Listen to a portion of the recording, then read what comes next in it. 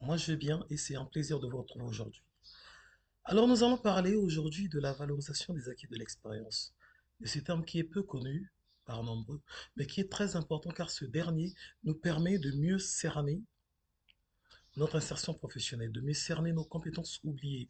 Parce que ces compétences oubliées sont une valeur ajoutée pour notre insertion professionnelle, sont une valeur ajoutée pour notre CV. N'oublions pas que le CV, c'est ce document qui est pour nous, comme on peut le dire, en laisser passer vers l'entretien d'embauche.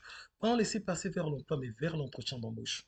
Puis après l'entretien d'embauche, détermine donc si oui ou non un accord sera donc conclu afin de pouvoir être sûr en contrat de travail, peu importe la durée, ou en contrat de prestation de service. Sur ce, ainsi dit, revenons donc sur la valorisation des acquis de l'expérience. Quand on parle de valorisation des acquis de l'expérience, on veut tout simplement rappeler que toute expérience ne fait pas l'objet d'une formation classique, que toute expérience ne fait pas l'objet d'une formation déterminée. Nous avons aujourd'hui des expériences que on impute à notre actif, mais qui malheureusement n'ont pas fait l'objet d'une formation précise. Je peux prendre un exemple simple. Aujourd'hui, dans la vie estudiantine, il nous arrive de pouvoir faire, comme on le dit vulgairement, des petits boulots afin de combler un certain besoin. Donc, je suis une formation en comptabilité afin d'avoir un master en comptabilité ou encore, peu importe le domaine, en géophysique, bon, bref, voilà. Mais dans cette même dynamique, en parallèle, j'ai un petit métier, ça peut être celui de serveur, ça peut être celui de coiffeur, tout dépend de ces compétences-là que nous pouvons déjà monétiser parce que les compétences que l'on met sur le marché pour des petits métiers, c'est des compétences que nous pouvons monétiser. Mais le plus souvent, ces compétences-là, nous les minimisons. Donc, j'exerce en tant que serveur pendant 3 mois, 4 mois, 6 mois. Mine de rien, ces 6 mois me donnent 6 mois d'expérience.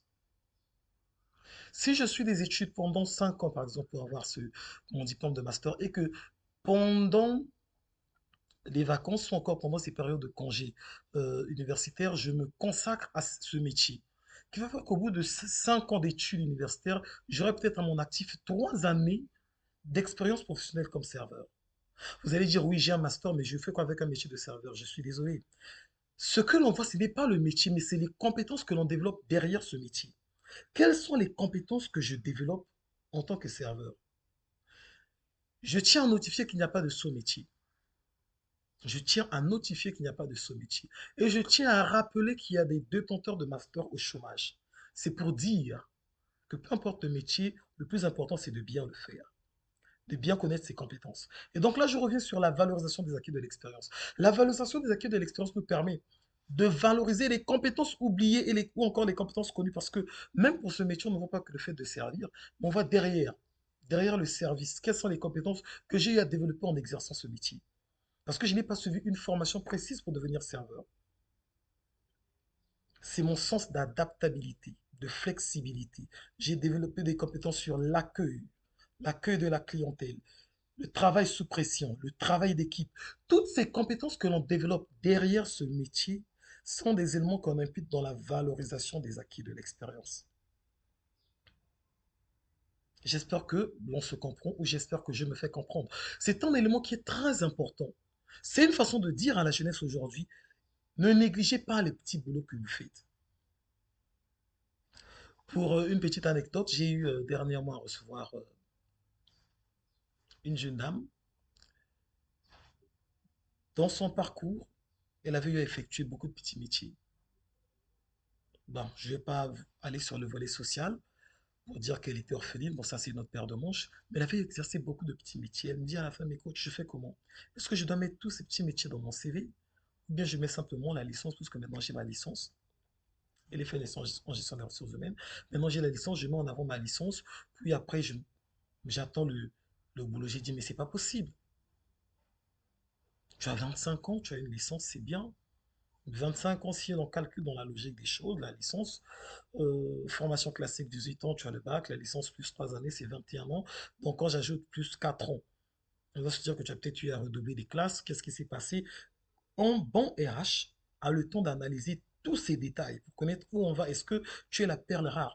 Les amis, on n'a qu'à se dire la vérité. Franchement, il y a 8 milliards d'êtres humains sur Terre.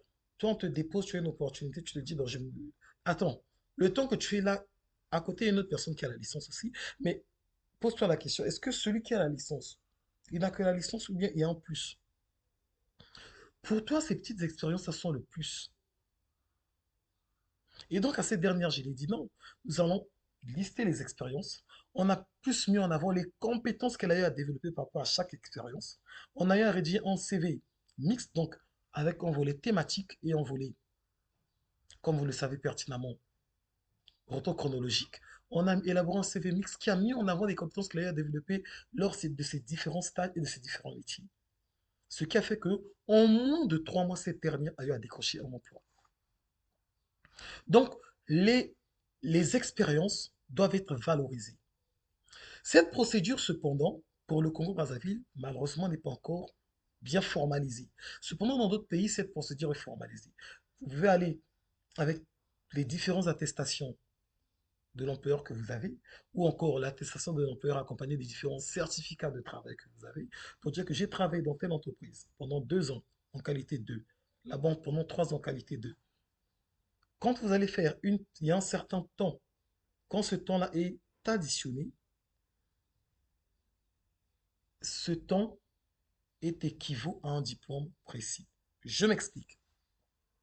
2 années d'expérience dans le cadre de la valorisation de l'acquis de l'expérience, qui elle-même est un élément de la GRH, qui entre autres est une science. Donc la science ne doit faire l'objet qu'un débat. Cependant, la science évolue. Donc l'on peut débattre, mais pas se dire que cela ne tient pas la route par rapport à certains pays, par rapport à certaines mœurs. Non, c'est une science. Donc ça veut dire que non, les spécialistes en gestion des ressources humaines se sont concertés et ont eu à valider cela. 2 années d'expérience professionnelle est équivaut à une année d'études. C'est pour dire, quand je fais 2 années en tant qu'assistant administratif, c'est équivaut à une année d'études en administration. 4 années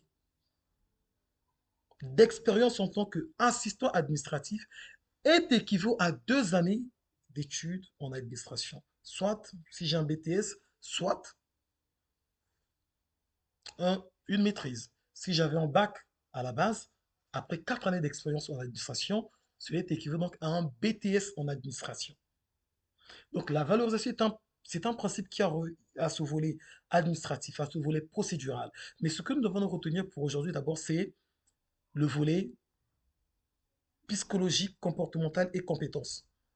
J'ai 4 années d'études dans ce domaine. J'ai 4 années d'expérience dans tel domaine. J'ai 5 années d'expérience dans tel domaine. Quelles sont les compétences que j'ai développées? J'ai une année d'expérience. Il faut parler fort pour dire il faut impérativement 4 années, 5 années, 6 années, non. J'ai même 2 années d'expérience ou une année d'expérience. Pourquoi pas dire 6 mois d'expérience dans tel domaine? Quelles sont les compétences que j'ai développées? Quelles sont les compétences que je peux faire valoir? Comment valoriser cette expérience-là? De telle enseigne que quand on va vous dire demain que il faut avoir 2 ans d'expérience, 3 ans d'expérience, mais franchement, entre nous soit dit, ce que j'ai fait là, c'était quoi? Cette expérience, ou bien c'était le marché de ton grand-père que j'ai déposé? Non, c'est l'expérience. On dit 2 années d'expérience professionnelle, on n'a pas dit 2 années d'expérience professionnelle en comptabilité, on n'a qu'à se dire la vérité, mais franchement, on est où? C'est pour dire que la valorisation des acquis de l'expérience, quand vous travaillez, quand vous exercez même un petit métier, cela doit être comptabilisé comme une expérience. Et c'est à vous de vous conscientiser afin de savoir quelles sont les compétences que j'ai développées en faisant cela. Qu'est-ce que j'ai mis en avant? Parce qu'il y a déjà un côté flexibilité, un côté adaptabilité. Qu'est-ce que j'ai mis en avant pour pouvoir développer cela? Et c'est là même la clé.